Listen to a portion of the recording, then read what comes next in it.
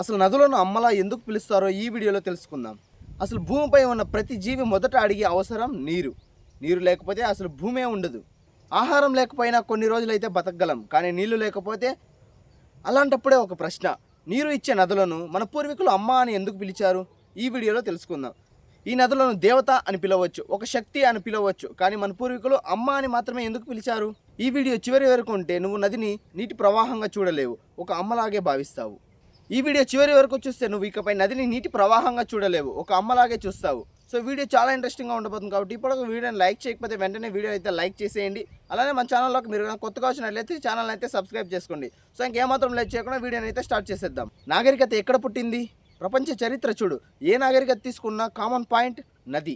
సింధు నాగరికత చూస్తే సింధు నది, ఈజిప్ట్ నాగరికత చూస్తే నైలు నది. నది లేకుండా ఏ నాగరికత కూడా లేదు. ఎందుకంటే నది తినిపిస్తుంది, తాగిస్తుంది, వ్యవసాయం నేర్పిస్తుంది, జీవితం ఇస్తుంది. అమ్మ కూడా అలానే చేస్తుంది. నది అనేది ఒక జీవనాధారం. అసలు నదిని అమ్మ అని ఎందుకు పిలుస్తారో సైన్స్ రూపంలో తెలుసుకుందాం. మన శరీరం సుమారు 70% నీరు ఉంటుంది. మన మెదడు అనేది నీరు లేకుండా పనిచేయదు, మన రక్తం నీరు లేకుండా ప్రవహించదు. ఇప్పుడు ఆలోచించు, నీరు ఇచ్చే నది మన శరీరాన్ని కూడా నడిపిస్తుంది. సైన్స్ ప్రకారం నదీ ప్రవాహం ఆగితే భూమి అంతా ఎడారిగా మారిపోతుంది, మనకు అసలు ఆహారమే ఉండేది కాదు. అంటే నది అనేది మనల్ని నిశ్శబ్దంగా బతికిస్తుంది అని అర్థం. అమ్మ కూడా అంతే. అమ్మ కనిపించకపోయినా మన కోసం ఎప్పుడూ కష్టపడుతూనే ఉంటుంది. ఇప్పుడు లాజిక్గా అమ్మ అనే పదం ఎందుకు వచ్చిందో ఇప్పుడు చూద్దాం. అసలు మనిషి అమ్మ అని ఎవరిని అంటాడు? తనకు జన్మనిచ్చిన దాన్ని, తను ఏమీ ఆశించకుండా ఇచ్చేదాన్ని. నది కూడా సేమ్ అంతే. మనం చెత్త వేస్తాం, విషం కలుపుతాం, పాపాలని దాంట్లో వదిలేస్తాం, కానీ నది మనల్ని ఏమీ చేయదు. ఇది దేవుడి లక్షణం కాదు, ఇది అమ్మ లక్షణం.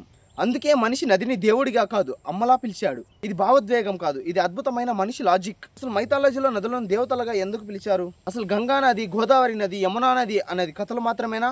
కాదు. నదిని దేవతగా చేస్తే మనిషి భయపడతాడు, భయపడితే అసలు నాశనమే చేయడు నదిని. ఇది భక్తి రూపంలో రాసిన పర్యావరణ చట్టం.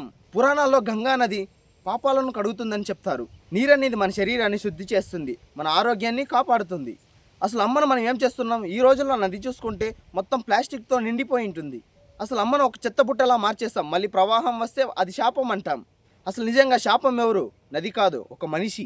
మన పూర్వీకులు మనకిచ్చిన ఒక వార్నింగ్. నదిని అమ్మ అన్నారు, దేవత అన్నారు, నదికి పూజలు చేసేవారు. ఇవన్నీ ఒక మెసేజ్. దీనిని శాపం చేయకు, అది వాళ్ళ జ్ఞానం, మన బాధ్యత. నీటిని కోల్పోతే ఆహారం కోల్పోతాం, ఆహారం కోల్పోతే మన జీవితమే కోల్పోతాం. గుర్తుపెట్టుకో, నదులు ఎండిపోతే మనిషి కూడా ఒక చరిత్ర అవుతాడు.